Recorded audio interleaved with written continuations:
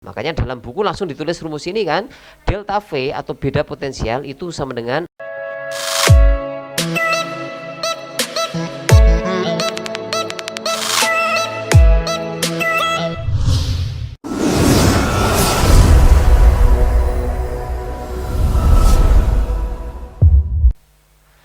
Assalamualaikum warahmatullahi wabarakatuh. Apa kabar sahabat klinik yang berbahagia? Ketemu lagi bersama channel kesayangan kita semuanya, yaitu Klinik IPA, ruang berbagi ilmu pengetahuan khususnya tentang pengetahuan IPA ya. Ini adalah bagian yang paling akhir dari pembahasan kita listrik statis. Saya akan menjelaskan tentang potensial listrik dan beda potensial. Biasanya di buku sangat minim dibahas ya, langsung ke beda potensial, tidak akan membahas potensial listrik ya. Padahal ini perlu kita bahas supaya pemahaman kita itu utuh dan saling terkait gitu ya. Ya, ada dua pokok yang akan kita bahas, yaitu apa itu potensial listrik. Yang kedua adalah apa hubungannya dengan beda potensial. Oke ya. Baiklah, langsung kita masuk ke slide yang pertama. Apa itu potensial listrik?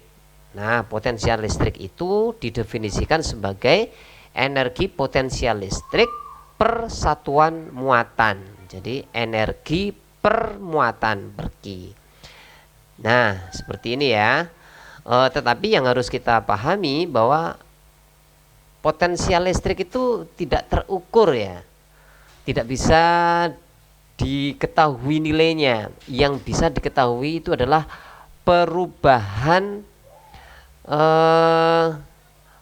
potensialnya ya, sehingga ketika muatan Ki itu bergerak maka dia akan mengalami perubahan potensial. Misalnya ya, mula-mula muatan Ki yang berwarna merah ini berada di titik A, maka potensial listriknya VA sama dengan energi potensial listrik di A dibagi dengan muatan Ki. Nah, ketika muatan ini bergerak pindah ke titik B, maka potensial listriknya berubah menjadi VB misalnya. Jadi EPB dibagi dengan Q. Itu ya. Nah, jadi sekali lagi potensial listrik itu tidak bisa terukur. Yang bisa adalah perbedaannya. Nah, nanti akan kita lanjutkan pembahasan secara matematisnya ya. Sekarang kalian harus pahami dulu. Bandingkan antara gambar di sebelah kiri dengan benda yang di sebelah kanan. Oke, ini lebih positif, ini positif. Maka manakah yang dianggap memiliki potensial lebih tinggi? Ternyata adalah yang sebelah kiri ya. Lihat, ini positif 3, ini positif 2. Manakah yang lebih positif? Ini yang lebih positif ya. Gambar yang ketiga, ini negatifnya 2, ini negatifnya 3. Manakah yang lebih positif? Yang memiliki negatif lebih sedikit itu dianggap lebih positif. Nah, titik yang lebih positif itu dikatakan memiliki potensial listrik lebih tinggi. Sehingga kedua titik ini akan memiliki beda potensial gitu ya. Jadi ini memiliki potensial lebih besar, bagian kanan memiliki potensial listrik lebih kecil. Jadi prinsipnya begitu. Nah, sekarang kita kembali ke rumus ya. Nah, potensial listrik di suatu titik, misalnya potensial listrik di titik A yakni VA tidak dapat diketahui nilainya karena yang bermakna adalah perubahan potensial listrik. Jadi potensial listrik berubah ketika muatan Q bergerak dari satu titik ke titik yang lain, seperti ilustrasi tadi ya. Nah, ini potensial listrik di titik A. Nah, ketika dia bergerak maka potensial listriknya menjadi seperti ini. Maka perubahan potensial listrik itu adalah VA dikurangi VB, sehingga menjadi EPA dikurangi EPB dibagi dengan Q ya. VAB berarti delta EP dibagi dengan Q. VAB ini berarti beda potensial antara titik A dengan titik B. Nah, perubahan energinya itu sama dengan setara dengan usaha untuk memindahkan muatannya tadi. Muatannya kan berpindah. Kalau muatannya berpindah berarti kan butuh usaha, sehingga VAB sama dengan WAB dibagi dengan Q gitu ya. Nah, kemudian pertanyaannya adalah apa hubungannya dengan beda potensial? Nah, hubungannya ya seperti ini ya. Kalau buku yang ditulis langsung ini loh ya, bahwa beda potensial itu adalah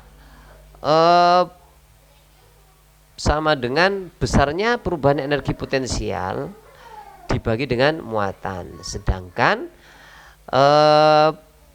perubahan energi potensial itu setara dengan usaha yang dilakukan. Makanya dalam buku langsung ditulis rumus ini kan, delta V atau beda potensial itu sama dengan usaha satuannya joule dibagi dengan besarnya muatan. Artinya artinya beda potensial itu bisa dikatakan sama dengan usaha yang diperlukan untuk memindahkan sejumlah muatan, sehingga satuannya adalah joule per kulom, gitu ya. Nah, gimana teman-teman sekalian, sahabat kelima, sudah paham ya? Sekarang akan saya kasih bonus nih tentang bola konduktor. Bola konduktor itu misalnya ini bolanya pecel ya. Nah, bola konduktor atau bola yang mampu menghantarkan arus listrik, ketika dia diberikan muatan, maka muatannya itu hanya tersebar di kulit bolanya, di tengah tidak ada ya. Oke, sehingga medan listrik di pusat bola atau di dalam bola itu adalah sama dengan 0. Sedangkan potensial listriknya itu sama dengan potensial listrik di permukaan bola. Nah, gitu ya. Oke, ya kan? Nah, sama. Baik di dalam bola, di jari-jari R0 misalnya di dalam, itu potensial listriknya sama dengan kaki per R, sama nih, kaki per R sama. Potensial listrik di dalam bola sama dengan potensial listrik di kulit bola. Sedangkan kalau medan listriknya itu sama dengan kaki per R kuadrat. Beda ya, tidak sama lagi. Kalau di dalam bola 0, kalau di kulit bola ya tergantung dengan jari-jarinya. Nah, bagaimana kalau titiknya berada di luar bola? Ya tergantung jari-jarinya ya, yang jelas tidak 0.